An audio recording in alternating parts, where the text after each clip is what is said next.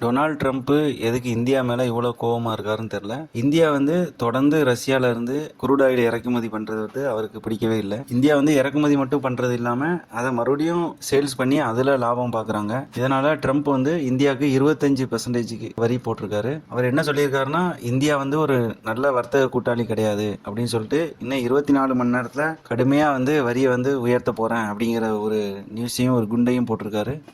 இந்த வரி விதிப்புனால பாதிக்கப்படுற sector pharma sector, அதுக்கப்புறம் ஐடி செக்டார், ஆட்டோமொபைல் செக்டார், இதெல்லாம் பெருசாக பாதிக்கப்படும். இதில் மெயினாக அலுமினியம், காப்பர், அப்புறம் நகைகள், மருந்து, தகவல்நுட்ப சேவைகள், எண்ணெய், இதெல்லாம் இந்த வரி விதிப்புனால பாதிக்கப்படும். மெயினாக ட்ரம்ப்போட வரி விதிப்பில் ரெசிப்ரோக்கல் டேரிஃப் எக்ஸிக்யூட்டிவ் ஆர்டர், அதாவது பரஸ்பர வரி நிர்வாக உத்தரவு. ஒரு நாடு இறக்குமதி பொருட்களுக்கு வரியை அதிகம் பண்ணாங்கன்னா அதை எதிர்த்து இன்னொரு நாடு அதுக்கு ஈக்குவலாக வரி விதிக்க முடியும். அதான் இந்த சட்டத்தோட முக்கியமானது.